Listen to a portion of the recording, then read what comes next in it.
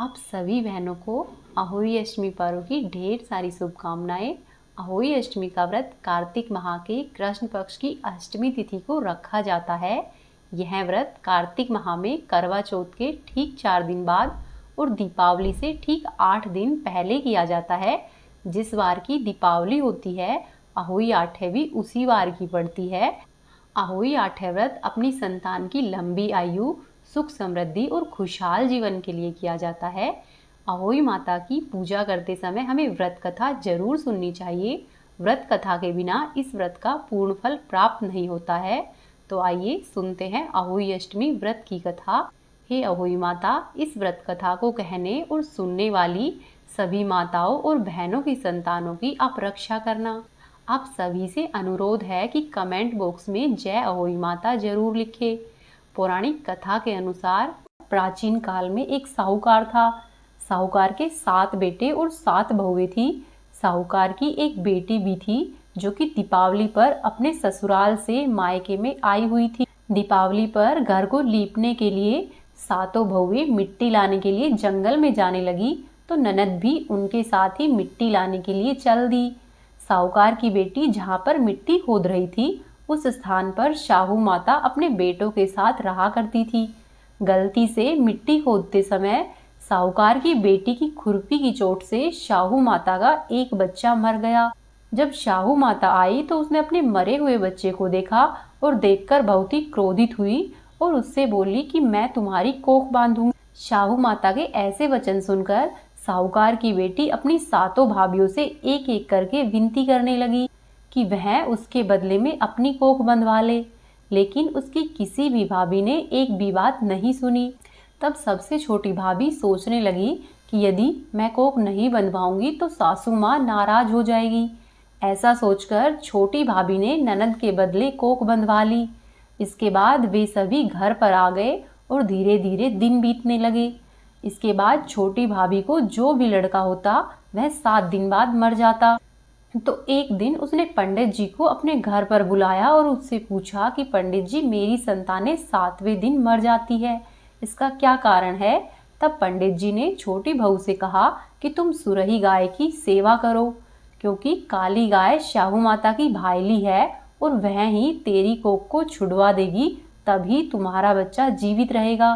इसके बाद वह बहू प्रातः काल उठकर प्रतिदिन ही गाय माता के नीचे साफ सफाई करके आती और गाय माता के लिए हरा चारा भी रख कर आ जाती। तब गाय माता सोचती कि आजकल मेरी सेवा कौन कर रहा है।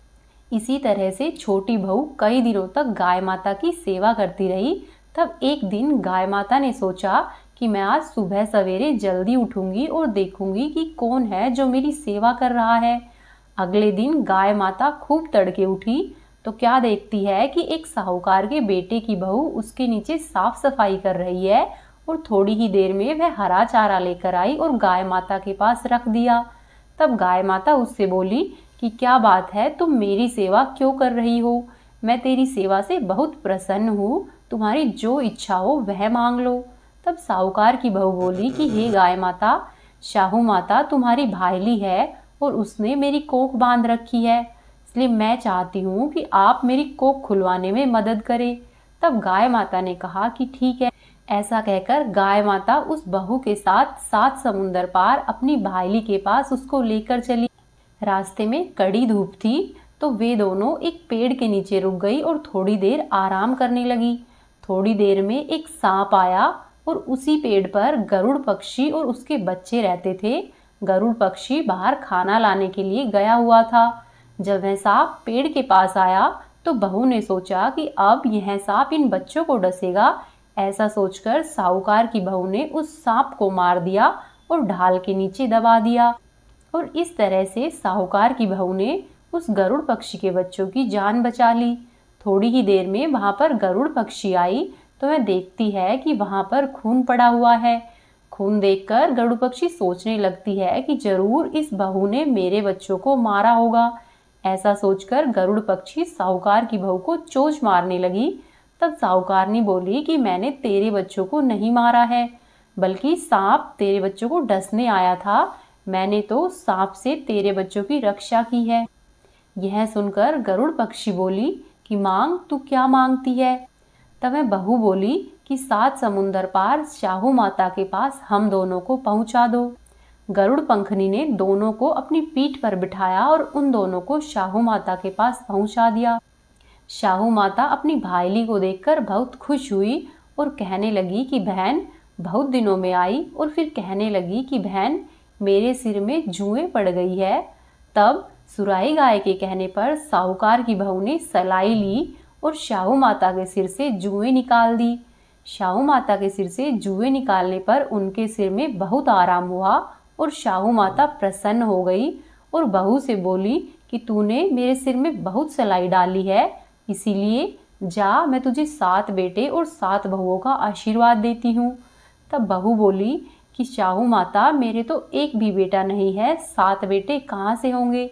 इस पर शाहू माता बोली कि मैंने वचन दिया, यदि मैं वचन से फिरूं तो धोबी के कुंड पर कंकरी हो जाऊं। तब साहूकार की बहू बोली कि हे शाहू माता, मेरी कोख तो तुम्हारे पास बंधी पड़ी है। यह सुनकर शाहू माता बोली कि बहू, तूने तो मुझे ठग लिया है, मैं तेरी कोख तो नहीं खोलती, परंतु अब तो मैं वचन से बंधी हुई हूँ, इसलिए खोलनी पड़ेगी।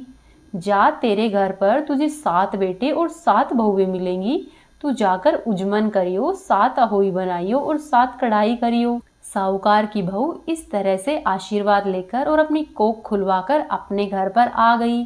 घर आकर देखा तो उसकी सास बहुत प्रसन्न है और उसके 7 बेटे और 7 बहुएं घर में बैठी है। साहूकार की बहू भी बहुत प्रसन्न हो गई। उसने 7 अहोई बनाई, 7 उजमन किए तथा 7 ही कढ़ाई की। जब रात हुई तो रात्रि के समय जेठानियां आपस में कहने लगी कि बहनों, जल्दी जल्दी से नहाकर पूजा कर लो, कहीं छोटी को बच्चों की याद आई तो वह भी रोने लगेगी। थोड़ी ही देर में उन्होंने अपने बच्चों से कहा कि बच्चों, अपनी चाची के घर जाओ, आज अभी तक उसकी आवाज़ नहीं आई है। तब बच्चों ने जाकर चाची के घर में देखा तो उसके वहाँ पर तो 7 बेटे और 7 बहुएं हैं तथा वहाँ पर तो कढ़ाई हो रही है और उजमन की तैयारी हो रही है। तब बच्चे दौड़ते दौड़ते अपने घर पर गए और अपनी माँओं से सारी बातें कह सुनाई। यह सुनते ही उसकी जेठानियाँ दौड़ी दौड़ी उसके घर पर आई और उससे कहने लगी कि क्या हुआ, तेरे 7 बेटे और 7 बहू किस तरह से मिले और तूने अपनी कोख कैसे छुड़ाई। तब साहूकार की छोटी बहू बोली कि तुमने तो अपनी कोख नहीं बंधाई, इसीलिए मैंने बंधा ली थी, और अब शाहू माता ने मुझ पर कृपा की है और मेरी कोख खोल दी है। हे शाहू माता, जिस प्रकार आपने बहू की कोख खोली उसी प्रकार सबकी खोलना। कहानी को कहने वाले, सुनने वाले और होकारा भरने वाले सब पर अपनी कृपा बनाकर रखना। सबके बच्चों को लंबी आयु, सुख समृद्धि और खूब खुशहाली देना। बोलो शाहू माता की जय। अब आप सुनिए गणेश जी की कथा, जो कि हर व्रत कथा में कही या फिर सुनी जाती है। आइए शुरू करते हैं। एक नगर में एक सेठ और सेठानी रहते थे। सेठ जी गणेश जी के बड़े भक्त थे। वो रोजाना ही सुबह सवेरे उठते, गणेश जी को याद करते और फिर नदी पर जाकर स्नान आदि करके आते और वहाँ से वापस आकर गणेश जी की पूजा करते, उन्हें भोग लगाते और उसके बाद ही स्वयं भोजन ग्रहण करते। लेकिन सेठ की यह बात सेठानी को बिल्कुल अच्छी नहीं लगती। सेठानी धार्मिक नहीं थी, वह ईश्वर में विश्वास नहीं रखती थी। एक दिन सेठानी ने सोचा कि यह गणेश जी को इतना मानते हैं, मैं भी तो देखूं गणेश जी की पूजा करने से क्या होता है। मैं तो गणेश जी को नहीं मानती हूँ और आज देखती हूँ कि ये भी गणेश जी की पूजा कैसे करते हैं। सेठानी ने ऐसा सोचा और जब सेठ जी सुबह सवेरे नदी पर स्नान करने गए तो सेठानी ने सेठ के जाते ही पीछे से गणेश जी की मूर्ति को उठाया और मूर्ति को कपड़े में लपेटकर उसको ढककर अपने घर के आंगन में ले जाकर उसे जमीन में गाड़ दिया और उसके बाद सेठानी वापस से घर में आ गई। फिर जब सेठ जी स्नान करके अपने घर पर वापस आए तो देखते हैं कि आज तो मंदिर में मूर्ति ही नहीं है। यह देखकर सेठ जी बहुत परेशान हो जाते हैं और वो सेठानी से पूछते हैं कि गणेश जी की मूर्ति मंदिर में नहीं है, कहाँ पर है, क्या तुमने मूर्ति को देखा है। तब सेठानी बोली कि मुझे नहीं मालूम, घर में कहीं इधर उधर ही होगी, ढूंढ लो।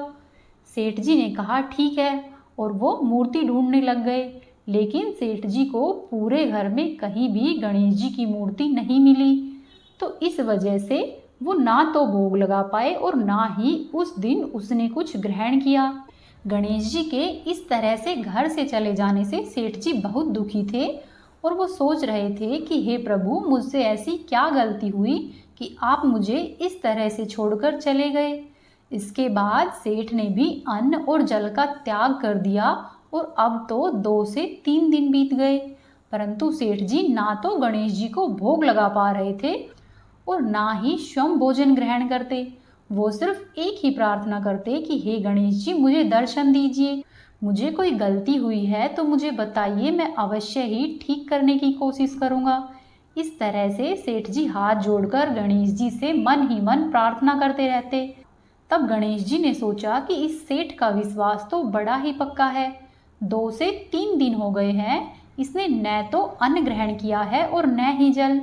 यदि इस तरह से चलता रहा तो यह सेठ अवश्य ही मर जाएगा। फिर उस रात को जब सेठ सोए तो सेठ को सपने में गणेश जी भगवान एक छोटे से चूहे के साथ खेल रहे थे और गणेश जी भगवान उस चूहे को एक लड्डू देते हैं। वह चूहा लड्डू को थोड़ा बहुत खाता है, फिर उस लड्डू को ले जाकर सेठ के घर के आंगन में गाड़ देता है और जैसे ही मूसक उस लड्डू को गाड़ता है, सेठ की आंख तुरंत ही खुल जाती है और जैसे ही उसकी आंख खुलती है वह सोचता है कि गणेश जी शायद मुझे कुछ बताना चाह रहे हैं। वह दौड़ता हुआ अपने घर के आंगन में जाता है और उसी जगह पर जाता है जहां पर उसने सपने में मूसक को लड्डू गाड़ते हुए देखा था। वह वहां जाकर खुदाई करता है तो देखता है कि गणेश जी की मूर्ति कपड़े में लिपटी हुई वहीं पर है। सेठ मूर्ति को लेकर बहुत प्रसन्न होता है और अपने घर के अंदर आता है और घर में आकर मूर्ति को मंदिर में स्थापित करता है और गणेश जी की पूजा करके फिर सो जाता है और अगले दिन फिर से नदी पर जाता है, स्नान आदि करके गणेश जी को भोग लगाता है और गणेश जी की पूजा करने लगता है। जब सेठानी यह देखती है कि सेठ तो आज फिर से पूजा कर रहे हैं तो सेठानी बहुत अधिक आश्चर्यचकित होती है और सोचती है कि इन्हें मूर्ति कैसे मिल गई। तब सेठानी सेठ के पास आती है और पूछती है कि आपको यह मूर्ति कैसे मिली। तब सेठ उससे अपनी सपने की सारी बात बता देते हैं। तब सेठानी के मन में भी सेठ की बात सुनकर विश्वास जाग गया और वह भी मन ही मन भगवान गणेश का स्मरण करने लगी और वह भी गणेश भगवान की भक्त बन गई। उसने सेठ को सारी बात बता दी कि मैंने ही मूर्ति आंगन में छुपाई थी और कहा कि मुझसे बहुत बड़ा अपराध हो गया है, मुझे क्षमा कर दो। अब से हम दोनों पति पत्नी प्रेम सहित गणेश भगवान की पूजा किया करेंगे और उनकी पूजा में कभी भी कोई भी कमी नहीं आने देंगे। यह सुनकर सेठ बहुत ही प्रसन्न हुआ और उसके बाद सेठ और सेठानी दोनों ही प्रतिदिन गणेश जी की श्रद्धा पूर्वक पूजा करने लगे। बोलो गणेश गजानन की जय। हे गणेश जी महाराज, जैसी कृपा आपने सेठ और सेठानी पर की है वैसी ही कृपा हम सब पर करना। ये थी आज की कथाएं। उम्मीद है आपको पसंद आई होगी। आपसे एक निवेदन है, यदि आपने अभी तक चैनल को सब्सक्राइब नहीं किया है तो चैनल को सब्सक्राइब कर ले, वीडियो को लाइक करें और अपने दोस्तों के साथ वीडियो को शेयर करें। आपका दिन शुभ और मंगलमय हो। राधे राधे। जय श्री कृष्णा। ओम गंगणपताय नमः।